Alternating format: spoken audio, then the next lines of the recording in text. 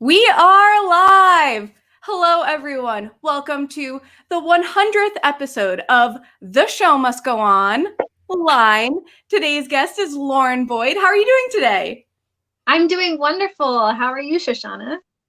I am fabulous. I am even better now that I'm chatting with you.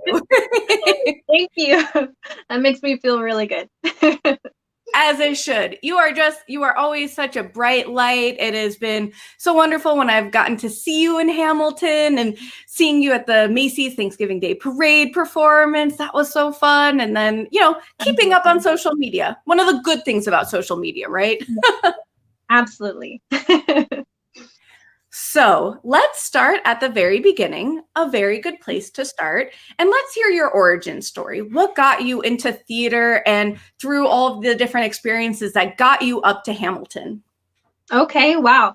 So I have always loved dancing. I was a very, very shy kid, so dancing was my way to best express myself. And ballet was like my thing. So I wanted to become a principal dancer with American Ballet Theater. That was like my goal. And I trained in ballet all the way up until I was about 18.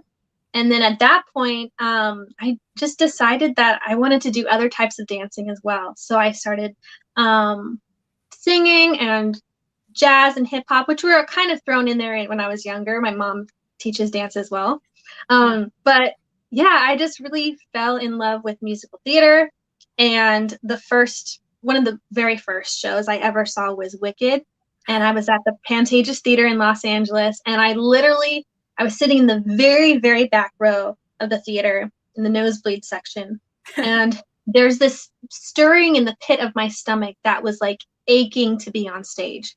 And at that point, I was like, okay, this is what I want to do for the rest of my life, is be on stage, perform, and just tell wonderful stories. So I'm giving you a very shortened and condensed version right now. Lauren Boyd in 30 seconds. So anyways, so ballet was my background. Moved over to musical theater and started auditioning in Los Angeles, where I was born and raised. So I just did that. I went in as a dancer, and then they would ask me to sing, and I was like, I don't know how to sing at all. I only sing like by myself, like when I'm alone. And so yeah, I was like, what is a music book? I don't know what this is. But like learning on like while I was doing it, learning as I went. And I auditioned for I think it was West Side Story. So I ended up booking West Side Story, which was like my first ever huge, big musical theater job.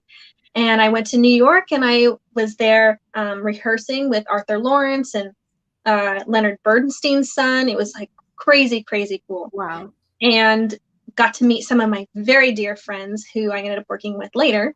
And did that show for about 3 months. And then Wicked had called me, and they're like, we want you to be in Wicked, because I had been auditioning for them since like I first saw the show, like auditioning every 6 months when they have the thing, like just adamant that I was going to be in that show. And I was the girl who would, like, once I got cut, be like, is there anything I can work on for next time? Please, just anything. like, so embarrassing to myself now. But what? No, I it's like, please, anything. What can I do? I'll do it. I'll do it. Right. And one of the notes that they gave me one time, Corinne McFadden, she was like, well, you're a little young. And I was like, okay, I can work on that. Yeah. So anyways, I'm in West Side Story. Wicked calls. They're like, we want you to be part of our first national tour. And I was like, mind blown, so excited. And then turns out like the time that they wanted me to join the tour was actually during my West Side Story contract. So I was like, I am so sorry, but I need to fulfill my contract here with West Side Story before I can join you. And they were like, okay, well, thank you so much. Bye, click. I'm like, oh no. I just turned down the show I've always wanted. And like, just to give you like a little background, my dog's name is Nessa Rose after the show. Like, that's how much I'm obsessed with that show. Anyways. So I was like, I can't believe I just turned down Wicked. This is nuts, but I wanted to be faithful to my contract. So they called back the next day. They were like, hey, so when does your contract end again? And I was like, oh, it ends, I think it was in April. It's like, it ends April this day. I'm like, oh, okay. Click. The next day, the third day, they call back. They're like, okay, so here's what's going to happen. We're going to bring someone in for 4 months until your contract ends, and then you can join us. I was like, oh my gosh. I was just blown away. Yeah, like, are you for real? Like, this is insane. So I was able to finish out my West Side Story contract, close that, and then go to, I flew to Florida, like, on that Monday off. And then that Tuesday, I started rehearsals for Wicked. And it was amazing. It was so cool. Wow. So I ended up finishing the Wicked first national tour. I was with them for 4 years. Our last performance or weeks of performances actually were at the Pantages Theater in Los Angeles. So I got to, like, it was like full circle thing. Got to be home, spend the holidays with my family, and close this beautiful show that I've always wanted to do. And then after that, I stayed home in Los Angeles for about a year, and I was aching to go to New York. Like that same like gut feeling that I had before with seeing Wicked. That was like, oh, I need to do this. I need to like just prove to myself that I can do this. Anything that kind of fear, like I'm afraid of, I kind of like pushed forward and tried to do. So after a year of being home, I took that time to like get back in class and really feel grounded again and be with my family, kind of be like, have a good, strong foundation after touring for 7 years with Wicked and West Side Story. And I moved to New York and auditioned for a whole bunch of stuff, whole bunch of musicals that, I didn't get. But about 6 months in to me being in the city, I actually booked Hamilton. And it was just such a God thing because it's so, there's no way that I could have planned it any better. The original cast member, Carly Bediol, she happened to be leaving and they needed someone very quickly. And I have long dark hair like her and, sing in the range that she sings and have a similar body type. So it ended up being just so perfect. And there's no way I could have planned that at all. It was just like right place, right time, anything. Yeah. So yeah, that's my long story short. You're like, ooh, 10 minutes. Halfway through. No, it's such a good origin story because it just, thank you. Yeah, it really is because it shows that like, I think some people when they see someone on Broadway, especially in a show like Hamilton, they're like, oh my God, they just did that. And you're like, well, I also did this and I was on this national tour and then this one. And then I also did regional and I also did that. Like, people don't always know the backstory. And that's probably my favorite part of why I like to start with this is it gives like this understanding for people who are growing up and wanting to be just like you who saw Wicked and said, I want to do that. Yeah. I mean, for every 100 no's that I got, there was that one yes. And that's all you need to like keep fighting and keep pushing to like get that. But it's so difficult. I'd be lying if I said it was easy that every time I got rejected, I was okay. Like, no, it was super painful. And sometimes I took it personally. And that's when I was hurt the most, when I took it personally. But, the casting directors and the directors and the producers and the choreographers and the music directors, they all have their role that they have to do. And they want you to be the person that comes in and blows them all away. And no pun intended. Yeah. So they're rooting for you when you walk in the door. And you just have to be as confident as you can, be as prepared as you can, and just be yourself because honestly, like, there's only one me, there's only one you. And if you're the person that just happens to blow them all away, again, then you're my favorite. I mean, how can you not quote Hamilton? It's just so quotable. How can you say no to this? Exactly. I mean, I'd be throwing away my shot. But you were in the room where it happens, and that's all that really matters. Yeah, look around, look around. How lucky we are to be alive right now. So we could go on for days. Forever, ever. Oh my goodness. And tomorrow there will be more of us just quoting along. Right. Very nice. Yes, I love it. People watching right now are like, finally, SHO has someone who will play this game with her. I will gladly play this game all day long if it didn't like bother people. I feel like I would be like super annoying if I was just quoting Hamilton all day. But I mean, when you hear the show 8 times a week, it's kind of hard not to talk in that language or to move and dance in that language that the creators created. So, yeah. Lisa's commenting, that's true. Yeah, Lisa, you totally understand. I love that. Yeah. And I want to say hey to everyone watching. I see your comments. I see a bunch of Showtreons. Those are the awesome bwaySHO Patreons. Y'all are amazing. Judy, Lisa, Carmilli. I love that name. So cool. Mama Medney's here, of course. So the whole gang's here. Hi, Mama. Hello. Hi, everyone. I can't see your comments, so I'll rely on you for that. Yeah, I'll relay them to you. But it's actually, well, it's very serendipitous that she's here because with Wicked being one of the parts of your origin story and one of your favorite things. And speaking of dogs, we might be seeing one in a second. Slimbo! Oh! Hi, bud! Oh my goodness. Who is this baby? Slimbo is the cutest pup. He's my co-star. He is. Oh my goodness. Okay, so I don't know if you know this, but since quarantine started, Hamilton has been amazing, and we have we already had this like every Tuesday before a show, like before the week started, we'd have the Constitutional Convention, which is like we call it Con for short. And we have like a short half-hour meeting of like anything that needs to be said, any messages relayed, or things we need to just like tweak or whatever before the show or before the week.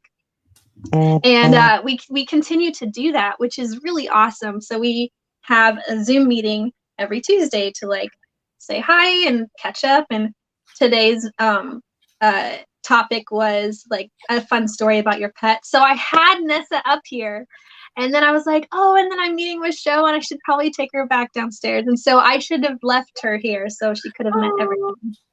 But maybe next time. Or, you know, I'm going to have to let Slim out in a minute anyway, so you could always run down, but you don't have to. But dogs are always welcome. I mean, if you don't mind waiting 30 seconds, does everyone mind if I go grab Nessa? Get the pup. Get the pup. Okay, give me literally 30 seconds. I'll be right back. Y'all, this is actually the best. I love a quick change for a dog reason. How's everyone doing? Slimbo's so happy to join. Aren't you so happy to join, bud? So cute. Had to wear this gold for the 100th episode. Da da da. Oh, thank you, Lisa.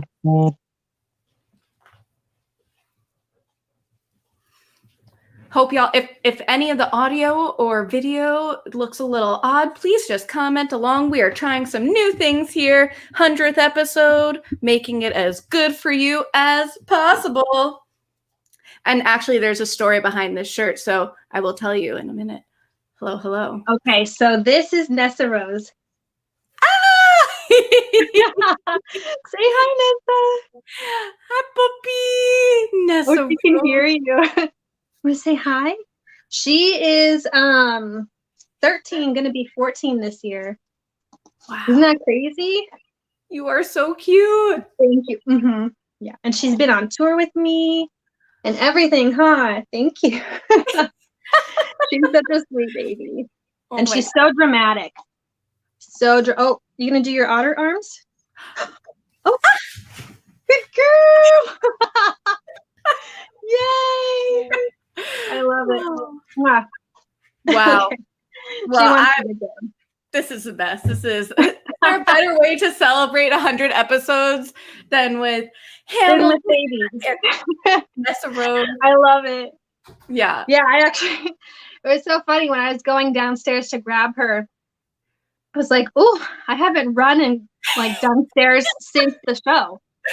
And like, usually I like take my time going up and down the stairs, but in the show, we run like 11 flights of stairs in just like on stage. So I personally do. I don't know about anybody else, but I remember counting one time. I was like, how many stairs, like flights of stairs do I actually walk? And it's 11 per show. So 11 times 8, so 88 flights of stairs in a week. So my body was looking really good. Not so much anymore. I've got this quarantine weight, but you know what? It's okay. Everybody's got it. Doesn't it feel nice to just relax in your chair and your couch? Yes, so much. I really enjoy being lazy, actually. As much as I enjoy working hard, I really enjoy being lazy. Yep. You know, it's so funny. I was just thinking about this the other day because there were times where like I would cover an opening night on Wednesday night, then I would film Broadway in Bryant Park Thursday morning, take the subway home, like put the video, export the video, change, get ready for another opening night, go back out, and then like do it all again. And I'm like, how did I do that in one day? And now I'm like, well, I have one interview, so I better get ready, you know? I better put some real clothes on and do my makeup. Right? I know. I totally understand. It's amazing what the body can do when you like, set your mind to it. Yeah. And yeah, I'm grateful for this time of rest for sure, because I know a lot of my Broadway friends, you know, we work ourselves so hard during the week that we get to actually have the time to rest our voices, rest our bodies, you know, heal from any injuries that we might have. So there's a lot of good that has come out of, you know, even though there's been a lot of bad. So right. Yeah, the good and the bad. You got to take them both, right? Yeah. Just look for the positive things that are happening right now during this time, and hopefully we'll be back sooner rather than later. So that's the goal. But you know, we'll see. We gotta just keep hoping and praying. And what's the song? Wishing and hoping and praying. What is it? Yes. Do you know it? Do you know what I'm talking about? Yeah. Hoping and wishing and praying. I don't know. I can't think. My brain was already going into "You'll Be Back." So a different song, but you know, that's how the brain works. Yeah, us musical theater folks, we've always got a song in our head. Yes. And a jazz band to add to it, you know. Just yes. So it's actually making me think of, so normally when y'all are doing either like the Tonys or Thanksgiving Day Parade, you're also doing your 8 shows a week, and in addition to any of these extra things. But then this past year, you're going to the opposite extreme where you go from not performing for months into doing this performance for TV. So what was that like? Whew, girl. Yeah, I mean, it had been, we stopped in March, so April, May, June, July, August, September. And we found out around October that this was happening. So, and it was very, very quick. It was like, hey, are you available? And then 2 weeks later, we were starting rehearsals. So as soon as I got that email, I flew back to New York because I had been in California spending time with my family during that time. Yeah. And I flew to New York and I was quarantining for 2 weeks before we started that rehearsal process. And during those 2 weeks, I was like, whew, I've got a little extra love on my on my sides.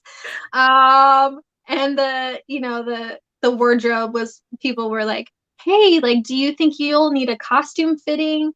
And I was like, well, I mean, because I'm Puerto Rican and Yeah. and Italian and other things, but my weight kind of went in my thighs, because that's like, I'm very curvy in the lower half, just to put it nicely.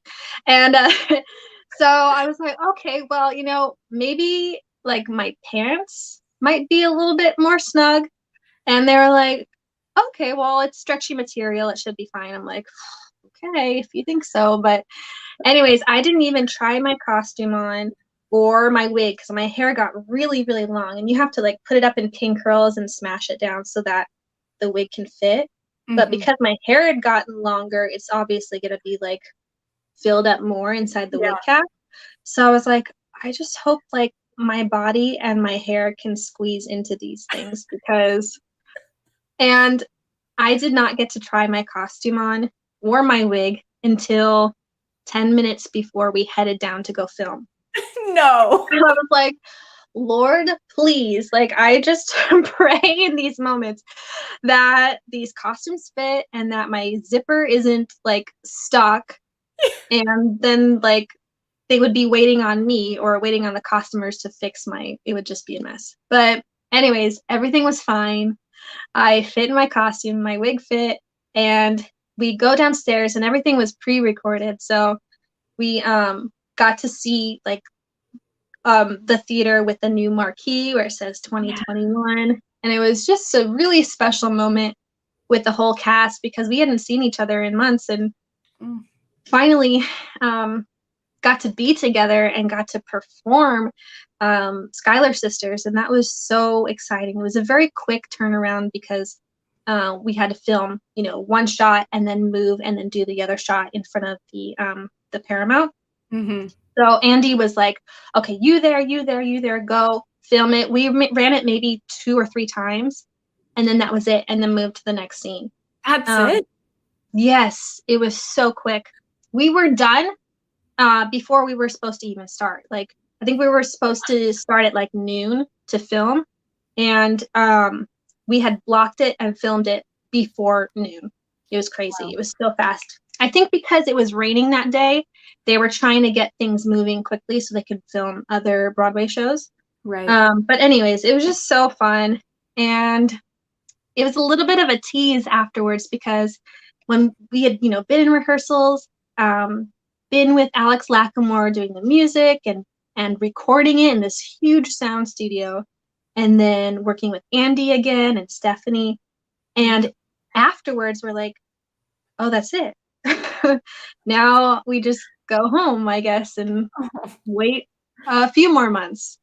So again, it was a little bit of a tease, but I'm so grateful that I got to be a part of that. It was definitely a bucket list of mine. So I got to check that off and then go right back into my sweatpants and rest.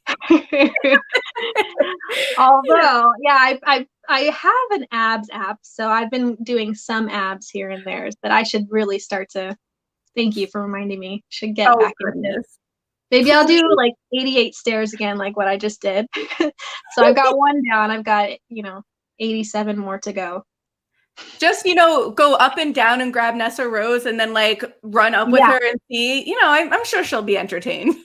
Absolutely. And then just like move like a few like chairs like we do in the show, like as props, like pull a chair around and then grab a stool. My mom would kill me, but like I'm practicing for the show. I got to get back. Got to get my arm strength back. Sometimes the world turns upside down. You just got to roll with it. Exactly.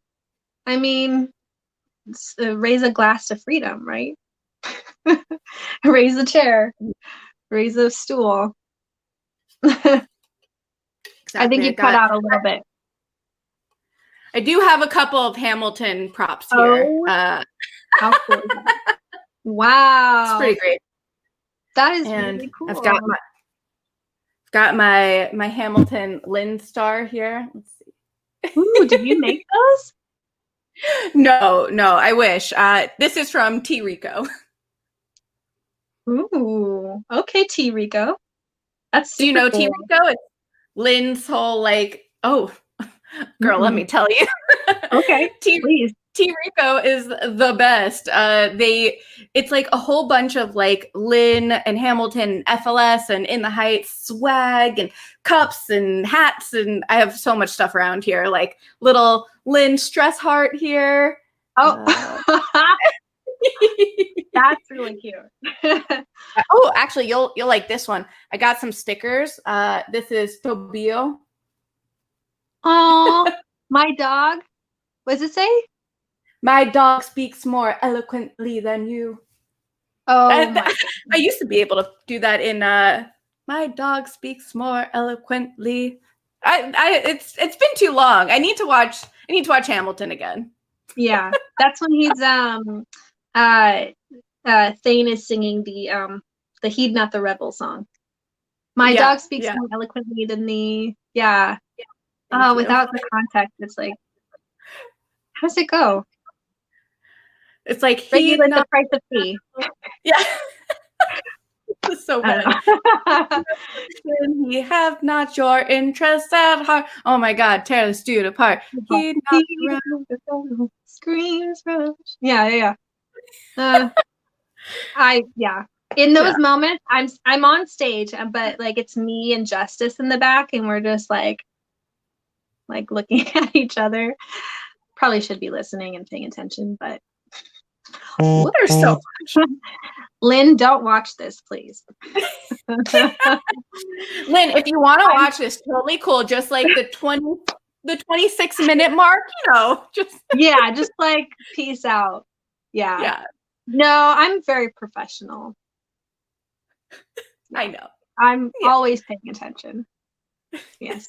I mean, when a show is 3 hours long, it would be absurd if you like paid 100% attention for 3 hours straight. I mean, you're paying attention, but you're doing other things, and like, you're focusing on your track and right. I mean, it's mentally exhausting to do the show.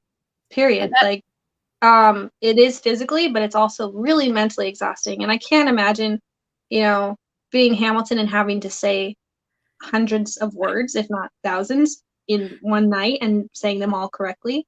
So, but yeah, we have to be so in it. But there's moments that we can like kind of give yourself like just the tiniest little break so that like you can get back into it because it's a long show. It's intense.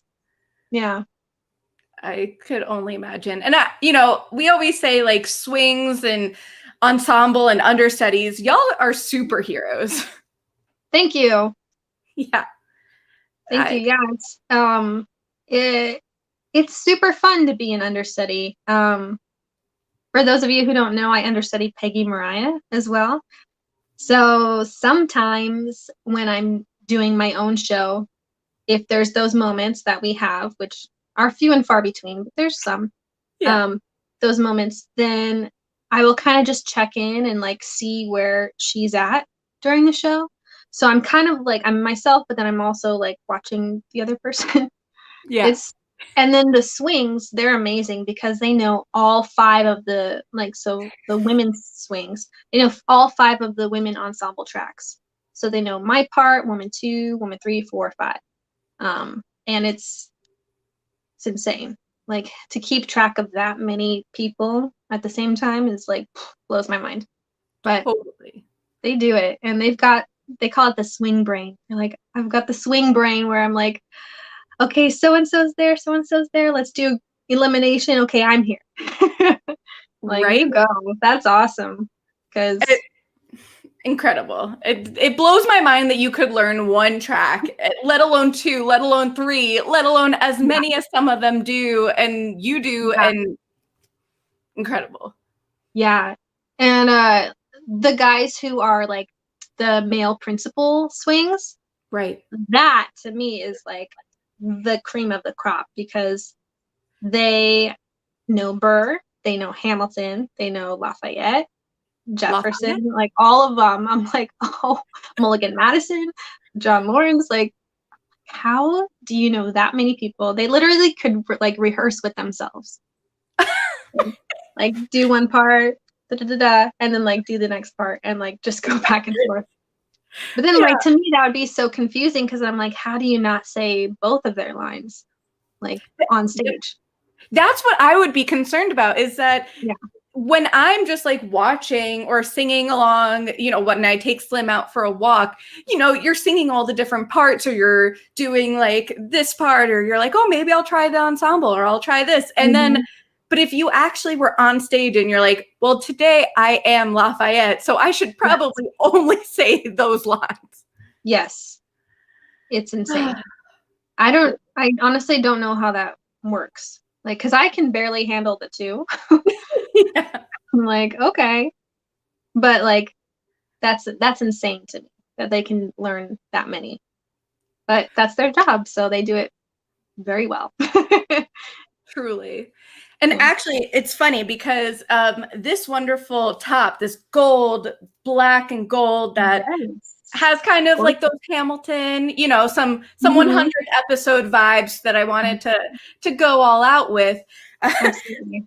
This is actually from SUNY because they were doing like a twerkathon for Auntie's Cafe, and like actually like twerking. Oh like, yeah. Oh, okay.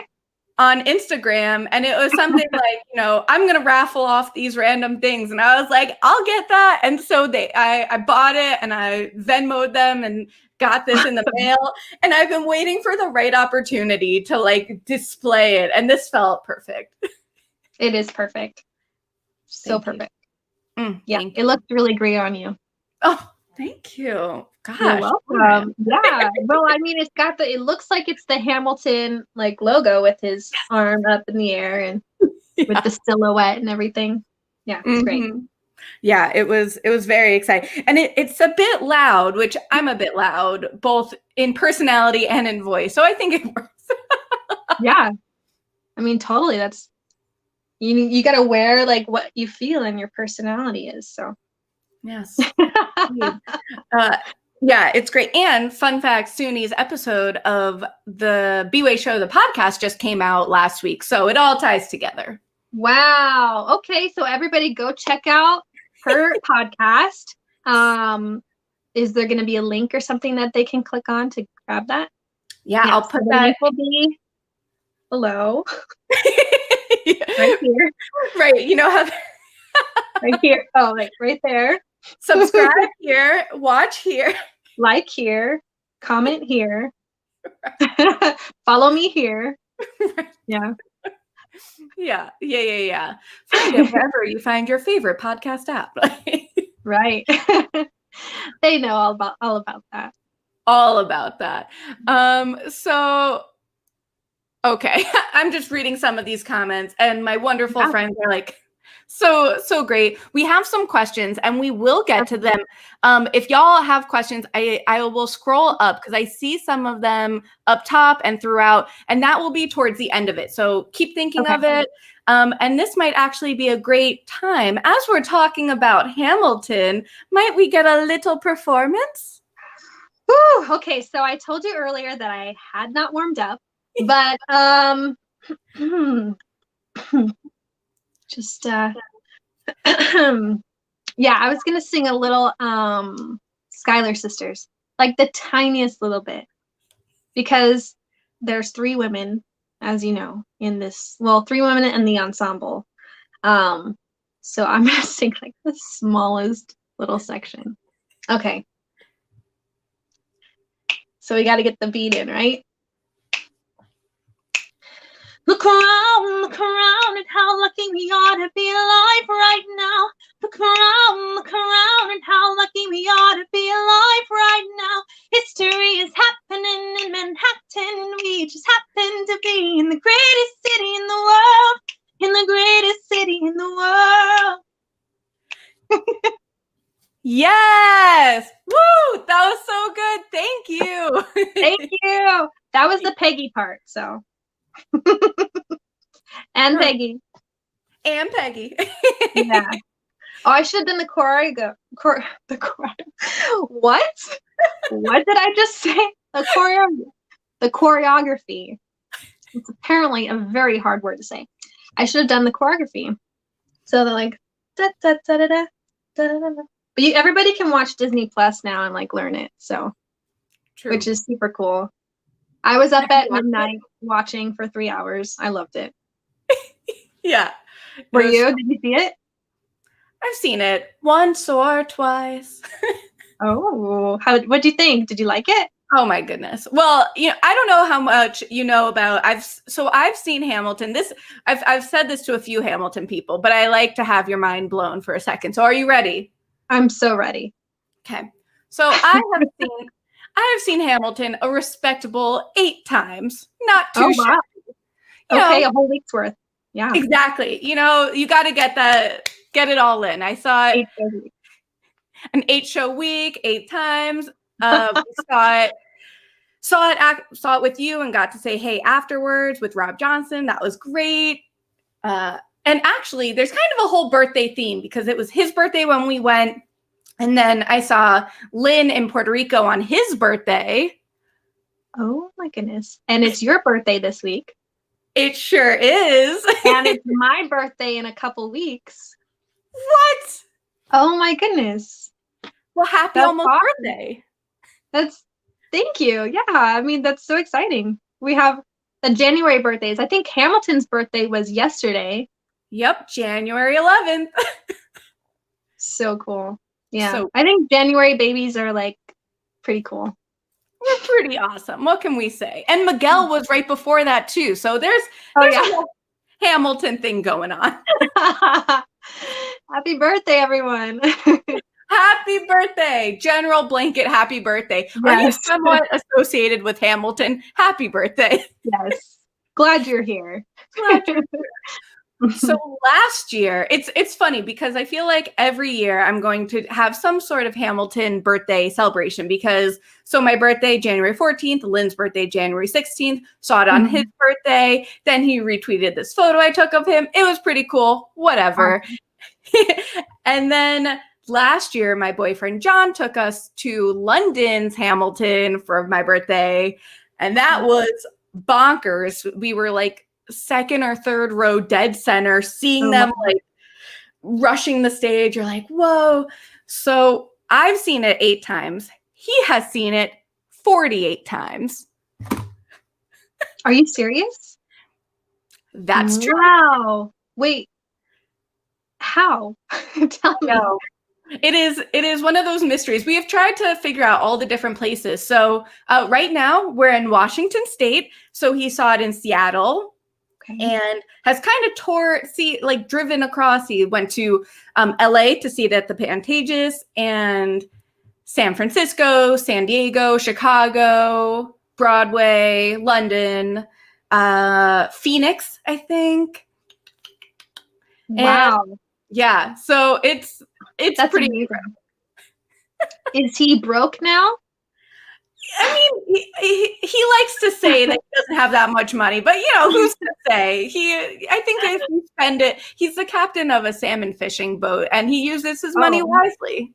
Well, good for him. I mean, that's amazing. If you're gonna spend your money, spend it how, like seeing a Broadway show. Exactly. That's what I always say. That's awesome. Good for him. Mm-hmm. Yeah, it's always fun to see the reactions of people because they're like, wait, 48, and it's like not counting, the Disney Plus because he's seen it so many times in person that it's like, I'm gonna hold on to those memories. Yeah, I mean, I thought my mom had seen a lot of shows. Like she doesn't miss like any of my performances, which is I love her so much. I think she's in like the 20s, somewhere in there. Nice. Because she came and saw me when I debuted, and then, has been there seen over like the holidays and saw me as Peggy. So I want to say like in the 20s. Like she saw Wicked as many times as she's seen Hamilton. So yeah, I do. Gotta love moms. Yeah, right. I know. The journey to see Wicked. I've seen. Oh gosh, that's one of my favorites. It's such a good musical. Yeah. It's so good. So what was that debut like? We were talking off camera about, you know, that I was feeling like extra excited today because it's the 100th episode and I'm chatting with you. And sometimes, like, you know, you get all bubbly and you're so excited. Like, what's it like to make a Broadway debut? Okay, so I think on the day, so 4 years ago on January 6th was actually my Broadway debut. So very, very cool to like kind of look back at pictures and remember that day. And the morning of my debut, my family and I actually went to the Hamilton house and visited, you know, Hamilton's house and got to go through the museum and took pictures with the bust of him and the statue outside. And my whole family was there, so that was like really exciting. But the whole time I was thinking, okay, I just like gotta focus, and like I wanted to be at the show or at the theater like 3 or 4 hours before. Like I just wanted to be super prepared. And I remember being very focused that day. That was like I just didn't want to mess anybody up because a lot of them were still the original cast, and I was one of the very first to kind of be like the new person. And when you're a new person, you don't want to step on anybody's toes. You want to be very respectful. You want to be in your place when you're supposed to be in your place and not like just not kill anyone, right? Basically.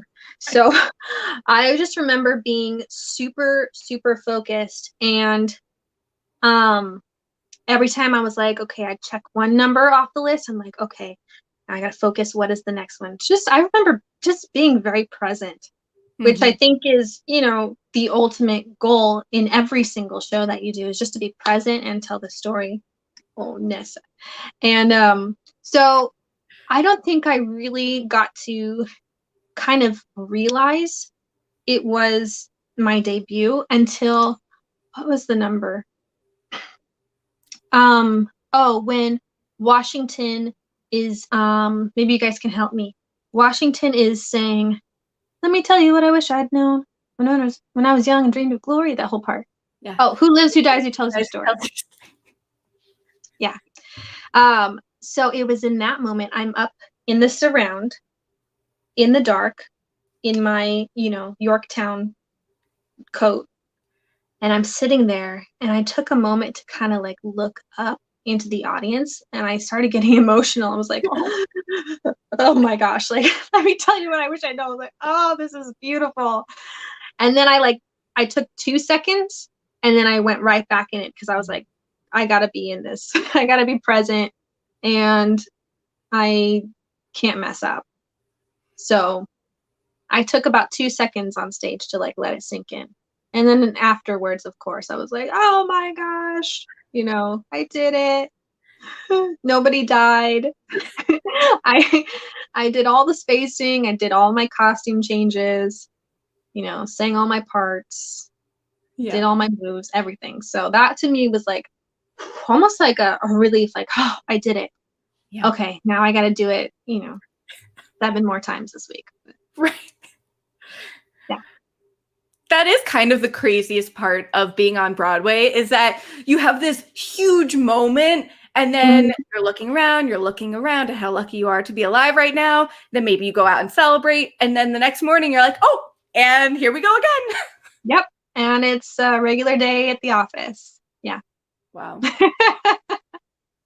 But I am glad that you did have like a small moment to be able to be present, but also be present in the larger moment and kind of hold those two things together because it is such a special moment. And I've heard oftentimes that actors can kind of be so in the moment that they're not aware of it and they forget what actually happened on stage. Yeah. And I think there's a good balance of both because we're all human. And you know, anything that happens throughout the day, we bring with us to the show. So if we've had a bad day, if, you know, we heard some bad news, we still have to come to the show and pretend like that doesn't exist. And, you know, good actors will turn that kind of negativity into power. Yeah. or turn that positivity, something that might have happened that was fantastic, and you can't get your mind off of it. You know, I don't know, maybe you fell in love that day, you know, Yeah. and then you have to come to the show and you have to turn that into energy, like to focus and to tell your story. And so I've always found that being a performer, it can be very selfish very easily, but it has to be selfless. Yeah. You just have to put yourself aside and say to yourself, this is, for this next 3 hours, I'm going to dedicate to telling the story and telling it well, because it's not my story, it's Hamilton's story, and it's what the creators have put together. So I need to be very focused and let the audience have the best time that they can for the next 3 hours, and then I can focus on me after. But to me, like, I mean, that's why I love going and signing playbills after the show, because I get to see the people that I've just given my heart out to for the last 3 hours. And it's, you know, you meet people from India and everywhere, like Vietnam. They've saved their money to come and see you in a show. Like, that's so humbling that people would want to come see us perform, and like that's their highlight of their year or maybe their lifetime. So it's a big responsibility, and that's why I love seeing people after the show, because it's a good reminder. Although I don't know what it's going to be like when we get back, if that's not going to be non-existent, or like, I think that's a good thing to ask the, you know, the people watching, like, how would you in, like, if you are someone who goes to the stage door afterwards and, you know, gets autographs and stuff, like, what would be a good way for us as, you know, cast members to kind of interact with you guys? Because, you know, I still want that. I still want to hear from people coming to see the show, and, you know, if they liked it, if they disliked it, that kind of thing. So maybe you guys can give us suggestions. Yeah. Write that in. It's because I'm just thinking, you know, I've seen some reports that at least when Broadway first opens up, that they won't have stage door and they'll kind of like ease their way back into that, which is heartbreaking and totally understandable, right? Like, first and foremost, we want safety for everyone, and just having live theater back at all will be beautiful and so necessary. But that second wave of having it's semi back to normal with the stage door, because that's some of my favorite experiences. Like, we saw each other outside the stage door and have like that nice photo from that. Those are some really, really special moments and memories that, whether you're a kid going for your first Broadway show or an adult going for their first Broadway show, and it's maybe like the coolest part, that there's so many things that separate like theater from movies, but it's the fact that they're right there and that you could, in theory, see them afterwards. It's of course not part of your job, but just the idea that you might run into someone at the stage door and say like, whoa, I loved how you took the chair, but then turned around and got the book, but you were still so focused.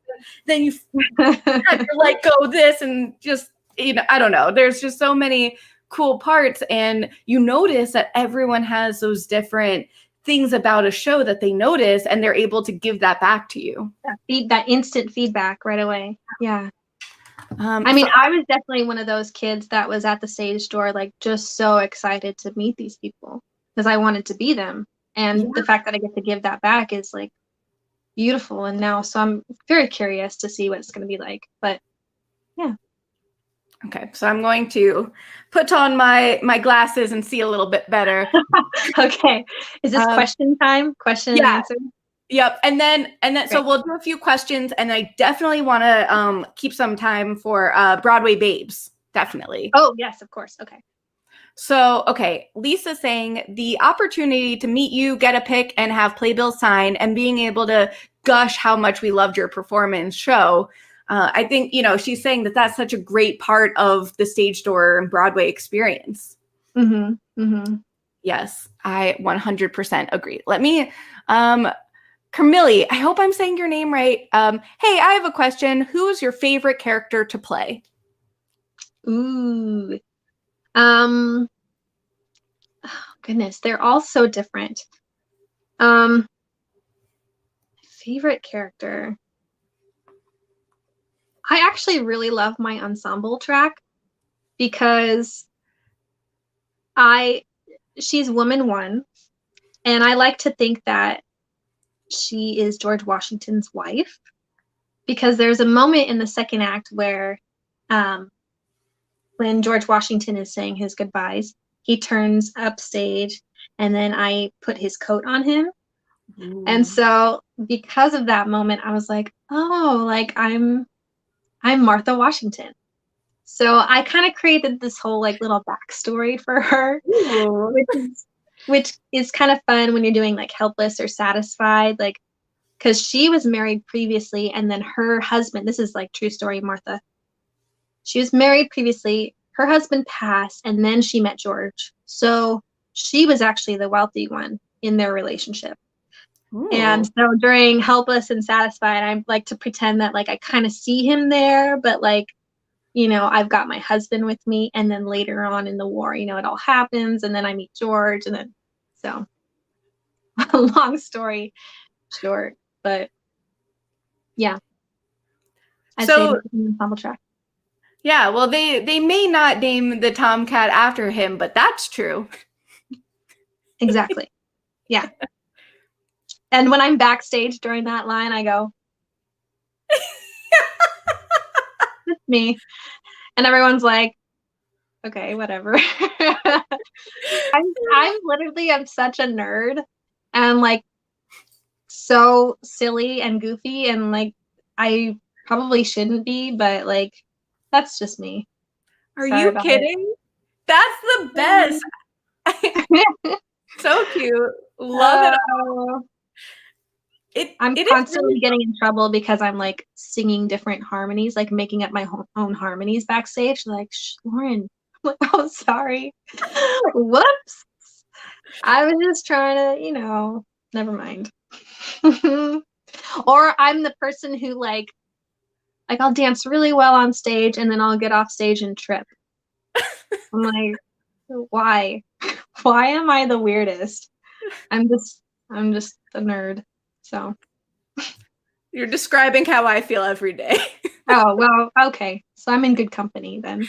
Very much, very much. But all the tomfoolery that we hear about backstage, the fact that you are coming up with this creative and also true backstory and are singing beautiful harmonies, I'm sure like the least problematic things. Oh, me? Like getting in trouble?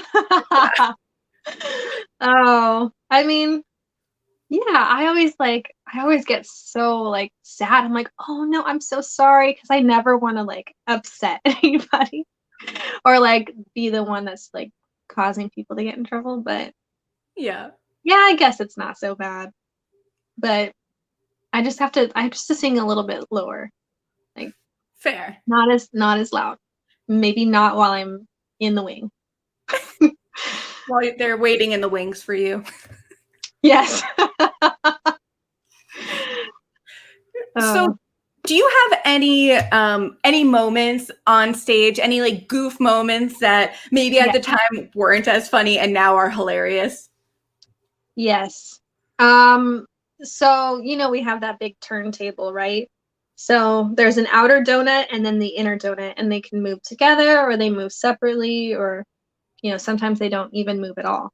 And we have to kind of just like figure out our spacing. So that's been something that like, if it messes up, if it doesn't move, we have to kind of like do our tracking still, or to like end up in the right spot. Or if it moves when it's not supposed to, which happened one time, and we were all like, all of our eyes got super big, and we're just like, okay, just keep going, you know, be focused. And like, we're still like, we just watched each other, and I was really proud of us, because there have been times where we like figured it out and ended up right where we were supposed to, and it like worked out really great. But there have been times where like our big ballroom dresses all slip, and I fell once, and that was like so embarrassing. Oh, but no. Thankfully it's only happened once, knock on wood. There was another time where Roddy, one of our swings, he was on for one of the tracks in Room Where It Happened. And he goes, we do this like big like pas de cheval step that yeah, exactly. It's kind of the same step as like in West Side Story when the jets come like snapping down, they do that pas de cheval. Yeah. So he does that, and he actually kicked his shoe off and it flew into the audience. So like rows 4, 5, and 6 were like, ah, because they have this shoe flying towards them. And I don't know if it hit somebody or if it just like fell on the floor, but somebody got it and like was holding this shoe. Like, what do I do with this? And we're all on stage just like trying not to crack up. We just thought it was so funny because now he's, you know, dancing in one sock and one shoe. And the audience like slowly passes it forward so that the shoe ends up like the person who got it was like, oh, and like set it on the stage.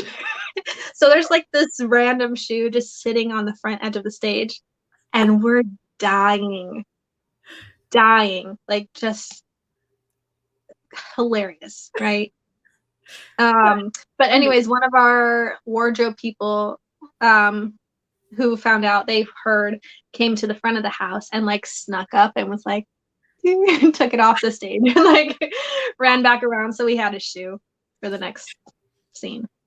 I was trying to figure out if he tried to do like a smooth move where he does one of those, like, there's so many of those cool dance moves. I don't know what they're called, where you like slide forward, but you know exactly how much to slide. Oh, yeah. And that he would just kind of like do that, grab the shoe, turn around, put it on, keep going. But, you know, we think that too. We're like, that would be so cool if during this step, you know, I could like make that really cool grab happen. Because there have been like pamphlets that have like been left on stage from Reynolds pamphlet. We're like, oh, you know, we're like, okay, you go this way and you like to like, who's closest? Who's gonna like be able to get it without anybody noticing? Right. And so there's like lots of those. Sometimes it works out as well as it does in our brain, but most of the time it doesn't. It's just like the awkward, like trying to pick up, and you're like, it slips, and you're like, oh, now everybody's looking at you. It's just, you know, you do what you can. And it's probably not as awkward as you think it is, but I could imagine if you have this heroic moment in your eyes and then you try to do it. Yes, like we just picture ourselves just like swooping in and catching it and like going off without anybody noticing. But yeah, sometimes doesn't. The props don't want to cooperate. Oh, that reminds me. There is this one time, one of the girls, she does this quick change to put her vest on, and somehow like a spray bottle that was like attached to it. We have spray bottles backstage. The wardrobe sprays the costumes in between, like once we're done using them, so that they can like get air and freshen up like between performances.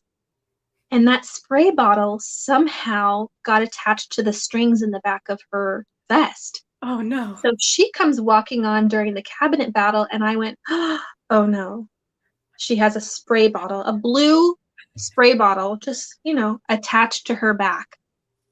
And I was like, I tried to warn, there was no saving her. So she sits in the chair and goes, what is this? And like pulls it out and was like, oh, like just in the middle, and just had to hold it, you know, for the rest of the cabinet battle in her lap. So just like things that you just can't help. But that's the fun part about live theater. Like, you know, you can watch the Disney Plus version all day and it's beautiful, but there's a lot of moments you don't get to see, and a lot of those like fun live theater moments that just aren't the same. So I really hope we're back soon. Yes. I know, I 100% agree. And that's one of the reasons, I mean, there's so much conversation about like film theater experiences and people worrying if there's too much of that, will people still go to the theater? And I say, the more I see it on TV, the more I want to be there in person. Right. I'm glad you feel that way, because I mean, I was worried too. I was like, oh, if this movie comes out, will people want to see it? But the more I hear people talking about it, they're like, oh, it makes me want to see it even more, which is so exciting and encouraging because, you know, that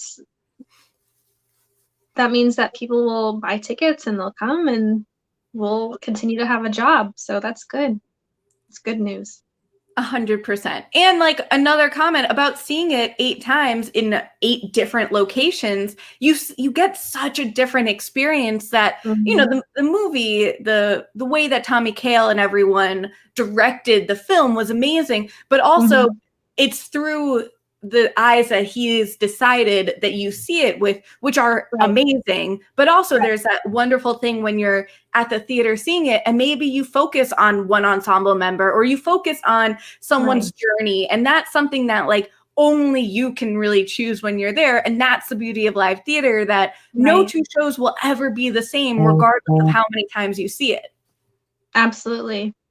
Yeah. I mean, I'm sure you've experienced this too, that like the more you see the show, the more you're like, oh, I didn't even know that was there.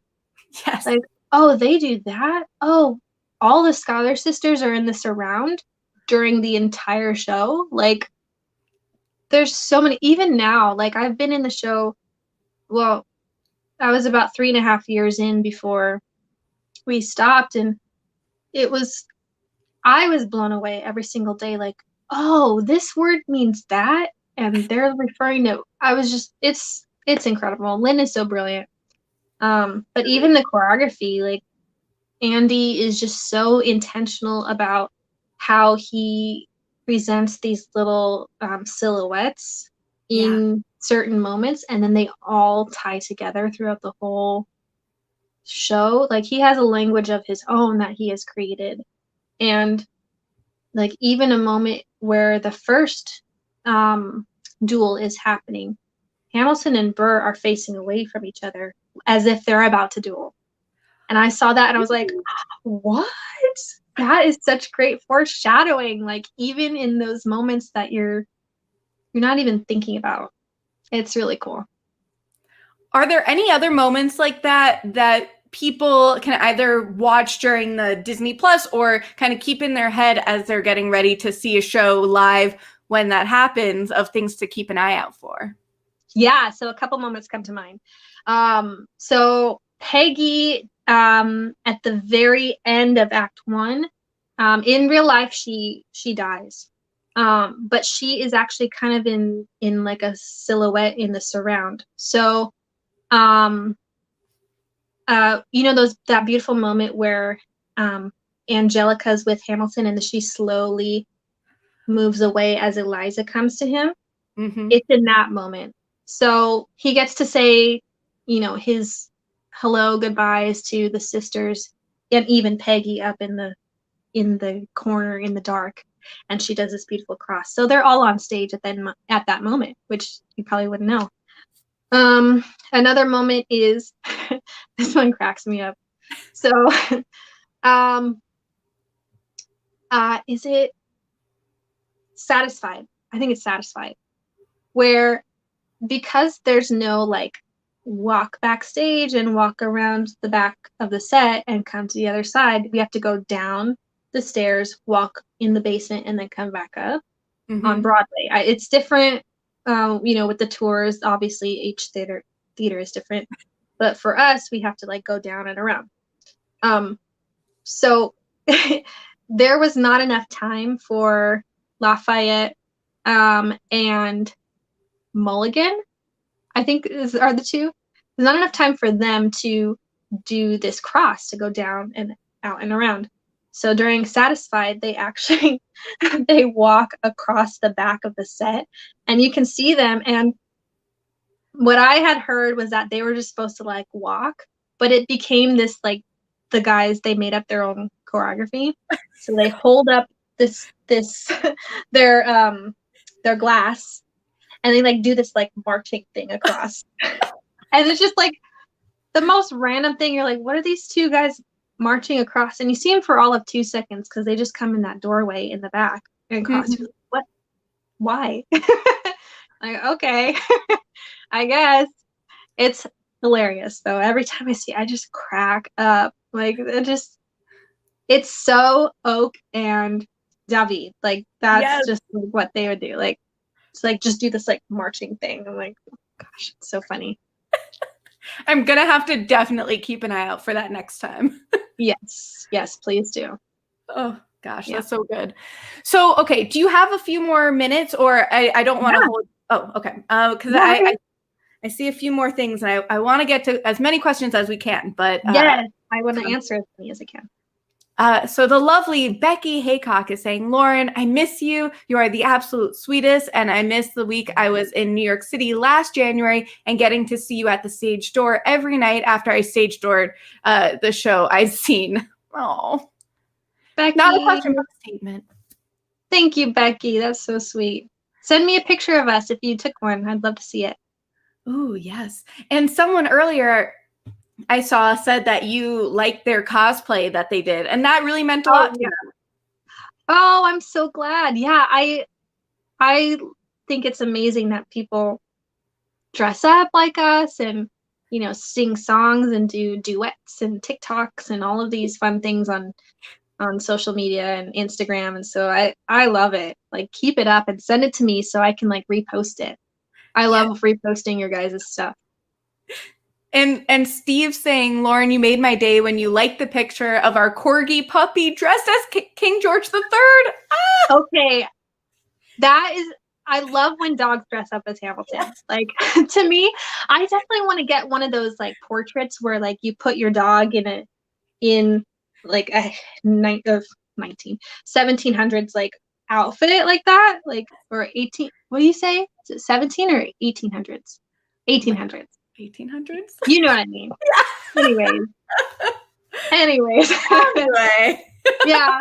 So I think that would be so funny. So I love it when dogs are dressed up like the king. Like, that just, it cracks me up. And they're just the sweetest babies. I love dogs and cats. Yeah. But I love dogs. But we're partial to dogs. It's okay. Yeah, that's okay. Steve, I need to see this photo. So, you should message. If you tag me in it after, I will definitely share it. Send me all of the dog photos, especially. And tag me too. Oh, please, please, please. I need to find an artist who could put my dog in like a Peggy dress or something. That would be. Oh my God. Hilarious. We need it. Oh yeah, fully. Andy is saying, just in the 3 different theaters, but 9 different casts, it was amazing. I catch something new every time. The movie was well done, but I missed watching it on stage. Oh, thank you, Andy. Yeah, I miss it too. We miss it so much. Yes. And everyone's saying that nerds are the best. So you are definitely in good company. Okay, good. Yikes. I'm glad I'm in good company. Yeah, well, I just outed myself, so. Please, we do every day. But the Martha Washington story is amazing, and it really adds some good depth to the character, and it's something for us to all keep an eye out for. Yeah, I mean, tell me if you can find that moment where he puts the coat on. I don't know if you can see it in the movie. I didn't notice it, but like, you'll be able to see that like he doesn't have a coat on and then he has a coat on. So yeah, it's woman 1. Yes. Excellent. She's always there. She's always there. Always watching. No. He's waiting in the wings for you. Oh man. Funny. So I definitely want to talk about Broadway Babes. Tell us about that. Okay. Yeah, so Broadway Babes is an outreach program that I started that blesses senior citizens one Broadway show at a time. And basically what that means is I love volunteering my time at local senior centers and teaching them how to tap dance. And they love it too because it gets them moving, and I play songs that that are like old songs that have like been redone and made new. So it's kind of like this hybrid of like the old and the new coming together, and like we put on performances every spring and fall. So I've been working with the Actors Fund, and they they have a space called the Dorothy Ross Friedman where a lot of the senior citizens have been housed. And so we meet there and we dance, and it's more of a blessing, I think, to me than it is for them, because I get to meet some incredible people who have so much wisdom and so much experience of life. And a lot of them were Broadway performers who have since been retired, and, you know, are just, it's just so encouraging to me that they, you know, they still love to dance and love to perform. And, you know, I have a different array of people who come in. Some people have never taken a dance class before in their lives, and they're like, I just love the music, and it reminds me of, you know, when I was in school and in high school. And I'm like, it's just so cool that music is so powerful, dance is so powerful, and they're both universal languages that you can be 85 or 8 years old and still understand the power of music and dance and performing. So it's really special. I love that so much. As this limbo, he specifically came from the other room just to hear it. Oh, thank you. So sweet. But dance is such a big part of our family. My mom taught Israeli dance at the Hebrew school, which was like one of my favorite things. And wow, that's awesome. Yeah, it was so much fun. And when I live in New York, right now we're in Washington State during quarantine, but I actually live with my grandma at home. So it's actually really special hearing what you do. Thank you. That's awesome. What's your grandma's name? Paulette. Paulette. That's a beautiful name. Yeah, Paulette should come to our classes. I started putting classes online for the seniors so they could watch on YouTube at their leisure. Yeah. And then I have come to realize that a lot of them don't know how to get on the internet and find these specific links. So right now it's unfortunately on pause, but when we get back, I rely heavily on donations of tap shoes so that like they can have something to dance in. So if you have any leftover tap shoes or jazz shoes or whatever you like that you decide that you want to get rid of, or if you want to donate them, that would be really awesome. And you can send them to the Actors Fund, the Dorothy Ross Friedman in New York City. So that'd be really helpful. But we're gonna start that all back up when it's safe and everyone feels comfortable. And yeah, hopefully that's soon. Yeah, that's so sweet. And I can tell you, if at least based on my grandma, attempting to even show her my YouTube videos that I do for a living, it's adorable because she's like, yeah, whoa, what is that you? Is that you? And like, that's me, grandma. Yeah. It's been really a difficult time for me because I miss them so much, and it's hard not being able to see them every week and to check in. And one of our gentlemen unfortunately has passed, and I don't think it was COVID related. I think he was just old, but yeah, I really miss them a lot.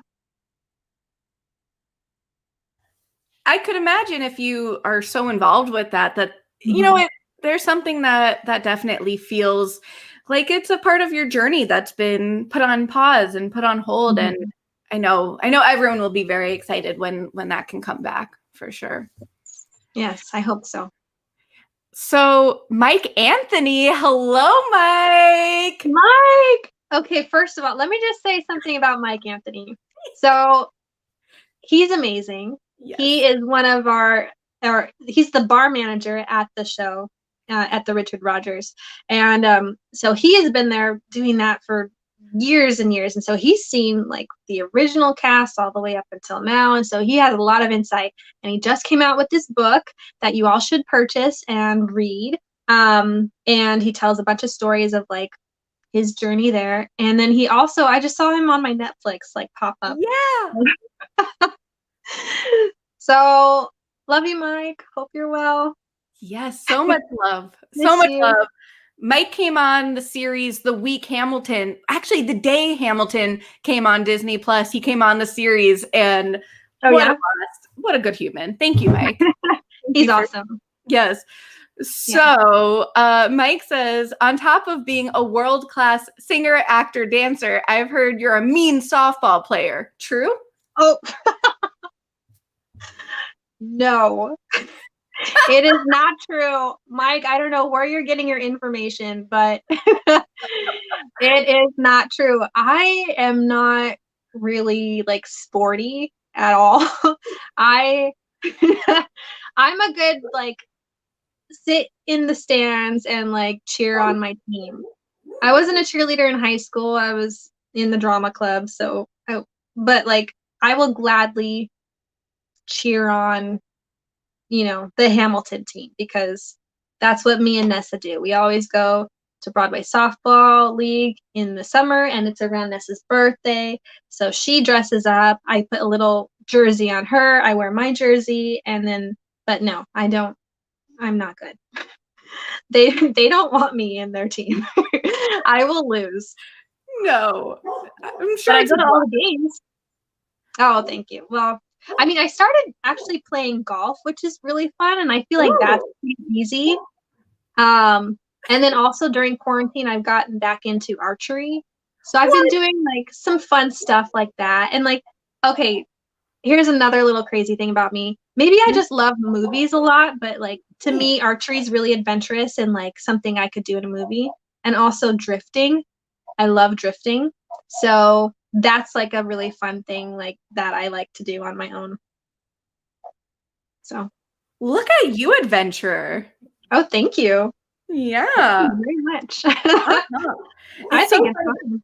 Oh, is this it? Hold on. Stand by. I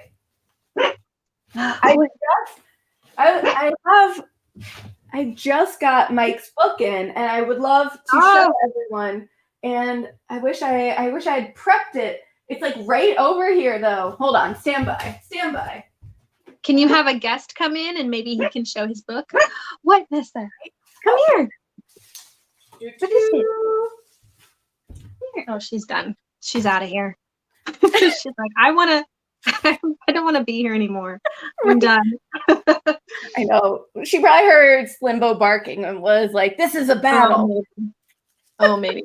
Or maybe because I was talking about her with Broadway Softball League, huh? Because you love them. She's like a little mascot. Huh? You love playing softball. Oh.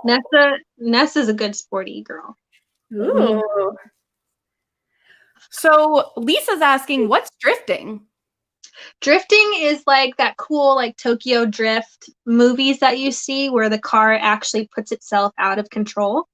But like the drivers are definitely in control and like curves around these turns. So I would compare it to like being on Broadway. Like there's a lot of fear and excitement and fun and like you're so nervous, but there's lots of energy and you have to be like totally aware of what's happening inside your vehicle, which is exactly like Broadway.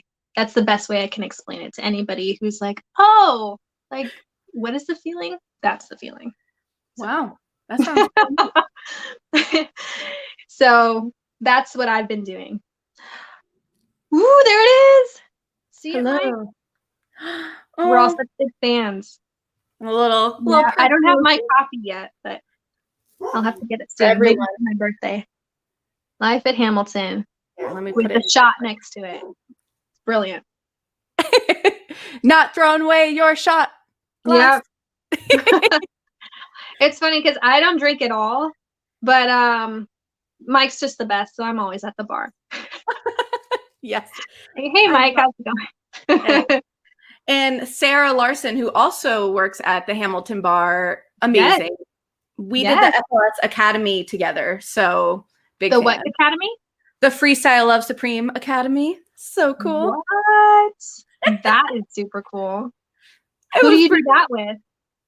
Oh my gosh. So let me tell you. So when I heard that Freestyle Love Supreme was preem was going to Broadway, and that they had a few extra slots in their academy course. I'm not a freestyler. I don't really sing or rap except, at home here in front of Slimbo.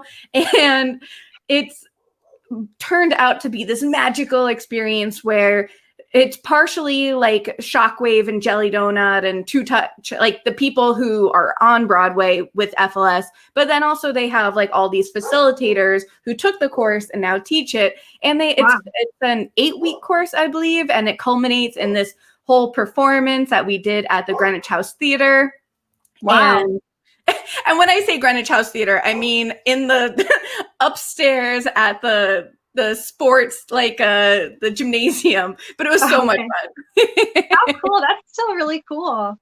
Yeah, it was neat. And now we do rap recesses every week. Every Sunday we like freestyle for an hour, which has been like such a saving grace during quarantine, where you feel like so isolated from people, and here's this opportunity to just like freestyle and talk about your day and whatnot. It's pretty awesome. How fun. We should do a rap battle. The issue on the table. Oh my gosh. Who has a better dog? Imagine that. No, all dogs are perfect. Everyone believes they have the best dog, and they're right. Right. So true. But seriously, can I hear some of your rapping or? Oh my gosh.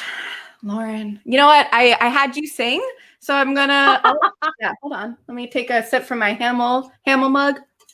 Yes, let's go. I'm excited.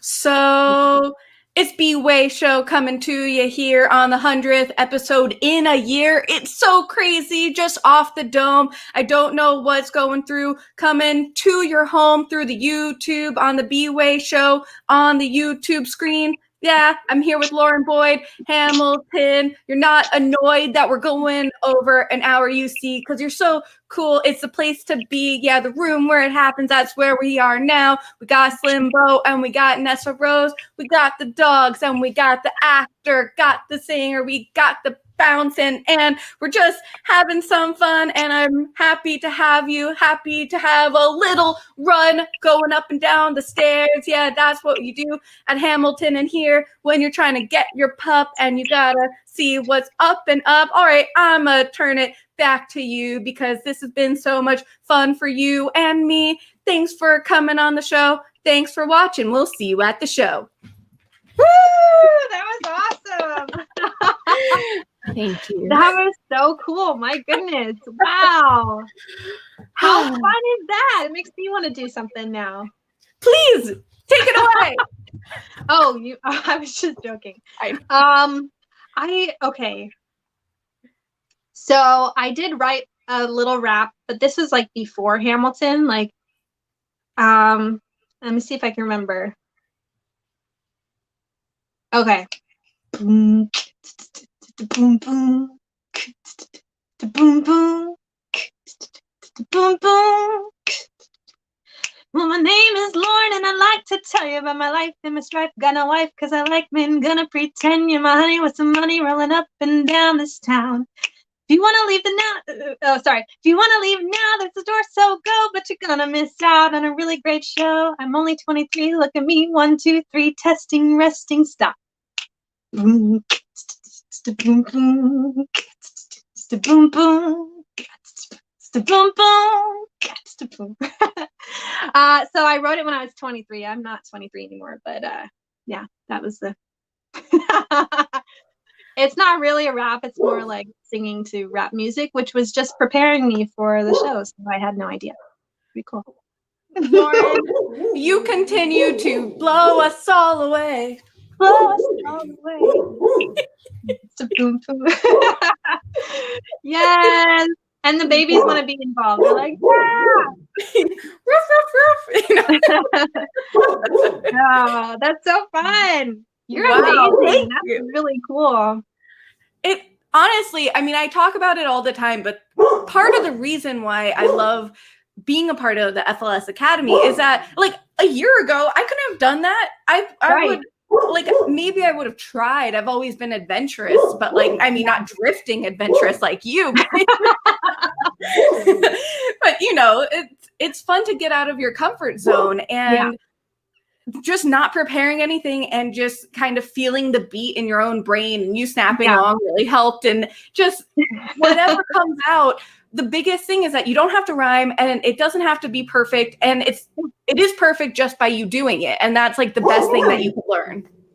Yeah, and I hope people leave with that today, is that it's okay to fail. It's sometimes failing is the most beautiful thing, because it just I don't think there's any wrong way to rap. There's no wrong way to dance. It's just your interpretation of it. And so I love, like I said, doing things that scare me. And that's because, like, I've just learned that what's on the other side of fear is something really beautiful.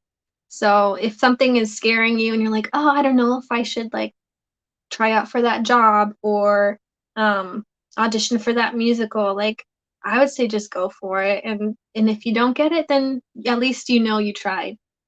But it's so worth it just to, like, keep failing and not booking, so that when you do book that job or get that whatever, or maybe it's even like going to school, if school scares you and you want to, like, jump back into that, it's just go for it. I'll be supporting you 100% if it works out or if it doesn't. But yeah. It's the best advice, honestly, because it's similar to how we started this whole episode, which is people think that you just get to where you are, and it takes the failing, whatever failing is, but it's also not failing because it's a different part of your journey. Like I originally wanted to be an Olympic reporter. That was like my dream. But then after, like, reporting in sports and being an on-air news reporter, and I realized that I always, as Hamilton as it sounds, or as Burr as it sounds, I just wanted to be in the room where it happens. That truly was just my dream, was just, I wanted to cover events that got me the access to talk to the people who were doing the thing. Because I'm not, I love singing and sports and I love acting, but I knew that wasn't my journey. But I could, like, interview the people who were doing it, or I could film it. And that's truly what it's about, is going through the different journeys of your life to get to that part that really feels right. Because there's, like, sometimes you do, like, a whole twist and turn and take things that you never thought you would do. I never thought that I would be a Broadway reporter, let alone, like, chatting with you today. And I'm so happy. I'm, like, beaming. Yeah. I mean, what did they say? You'll never work a day in your life if you're doing what you love. True. I think it's true. Like, I just happen to get paid to do what I love every day. It's really, really cool. And I know there's a lot of people feeling discouraged right now, especially with, not having a direction or having a real focus. And that's a real thing. And those are real feelings. But, just take it one step at a time. For me, I think how I got Hamilton is when I moved to New York. Like I said, it took me 6 months, is I did one thing every day that would lead to my Broadway debut. And so you can turn that into anything that you want to do. If you do just one thing every day, and maybe that one thing is just getting up in the morning and getting out of bed. Like, sometimes that's really difficult to do. Yeah. In a day where you're just not feeling it. But if you just do one thing every day that's going to get you your goal, like, there's nothing that can stop you. So. Yeah. Wow. I feel so inspired, because it's so true. Sometimes just taking Slimbo out for his 2 walks a day feels like, what, I've had a good day. I've spent some time with him. I've taken care of his needs, and having, I don't know how you feel, but having a pet, having a dog especially, it gives you this sense of, like, well, I'm taking care of another being. And even if I'm tired and I'm cold and it's raining outside, but I need to make sure that they're okay. And that gives me that extra motivation. Absolutely. Yeah. There have been times where I could have just been in bed all day, but I'm like, no, I need to get up and take care of Nessa. Like, I am a professional, not a professional, but I groom her. I give her baths. I cut my own hair now. I do my own nails now. Like, I've learned so many new things that can save me so much money during this time. So I'm like, you know what? Okay. I don't mind knowing all these cool different things to, like, save some money and like just say in, like at a party for like random fact, like, oh yeah, I groom my own dogs, Yeah. That's like pretty cool. Makes you feel good. I think so. So, okay, I know we've like totally gone over, and I appreciate you so much. I mean, your generosity is just so, it's pouring through. So thank you. Thank you. I froze on my end, so I don't know if I'm still working, but I think it's still great, but maybe everyone else watching at home. So I know we spoke about Broadway Babes, but I always like to just open it up if there's any other nonprofit or charity or anything else that you came into today wanting to make sure to share with everyone. Yeah, I mean, a few months ago, I would have said make sure you're registered to vote. Now I would say, yeah, if you have the opportunities and the time to donate to the Actors Fund, like that would be great because there's a lot of resources for struggling actors out there who can't afford to be in their homes and can't afford to basically live right now because we don't have the options of, doing our jobs. So that would be really helpful. Also buy Mike Anthony's book. And I also do Broadway mentor sessions. So if you all want to message me directly on Instagram, I'd be more than happy to talk to you about that and what that would look like. And so there's lots of different ways to help support us, during these times. I think everyone's kind of just getting very artistic and fancy and creative and coming up with different things. But so yeah, there's lots of stuff that you can help us out with. And where can people find you on social media? Yeah, of course. At Lauren, Lauren, M for my middle initial, and Boyd, Boyd. So Lauren M. Boyd. Awesome. And y'all can find me at bwaySHO. That's bwaySHO. As you see here, all the way around here. Yes, all the way around here. The wonderful Chelsea Hill, aka Illustrating Diva, jazzed up my logo and made it this beautiful thing. So thank you so much. We mentioned bwaySHO, the podcast, which is so exciting, and the Showtrans. We do weekly trivia and monthly video chats, and it's this wonderful community, and I appreciate y'all supporting me so that I can continue having these wonderful conversations. It's just the support to be creative, like you're saying, has been overwhelming and so appreciated. So I thank all of you. Big hearts. Thank you so much, you guys. I really appreciate your questions and for watching. And yeah, continue to follow us so you can hear more up-to-date like Broadway news. So yay. Well, Lauren, thank you so much for spending the day and celebrating the 100th episode with me. Yay! It was so fun. Thank you for having me. I feel very honored to be part of your 100th. I'm honored you said yes. Oh, thank you. And thank y'all for watching. This has been so much fun seeing you interacting and commenting along and even chatting with each other in the group chat. I mean, that's just the best. I love when everyone's having fun. So thank you. Take care of yourself, wear a mask, be safe, and we'll see you at the show. Bye. Bye.